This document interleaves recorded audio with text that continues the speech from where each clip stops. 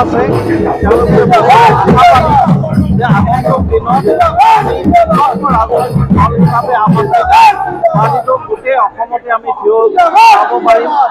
অসমৰ ৰাইজে বিকল্প ৰাজনৈতিক দল হিচাপে আম আদমি পাৰ্টিটোক আঁকোৱালি ল'ব লৈ অসমৰ বুলি আশা কৰিছোঁ।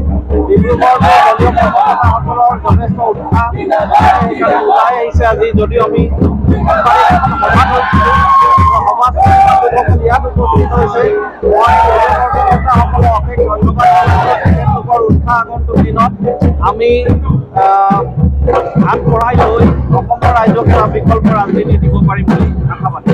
আগন্তুক আমি অসমৰ যিমানটা গাঁও পঞ্চায়ত আছে গোটেইকেইটা গাঁও পঞ্চায়ততে আমি প্ৰতিনিধিত্ব দিয়াৰ চেষ্টা চলাইছোঁ। সাংগঠনিক ভেটি মজবুত কৰাৰ উদ্দেশ্য লৈ গোটেই অসমতে যিমানটা গাঁও পঞ্চায়ত আছে চবতে ৱাৰ্ড মেম্বাৰ কাউন্সিলাৰ এডমিচি কেণ্ডিডেট আমি দিম। এই তৎপৰতাৰে আমি ইতিমধ্যে আৰম্ভ কৰিছোঁ আৰু গাঁও পঞ্চায়তৰ নিৰ্বাচনৰ ওপৰত ভিত্তি কৰি আগন্তুক দিনত বিধানসভাতো আমি গোটেই এখন 40টা সমষ্টিতে বিধানসভাৰ আগবঢ়াই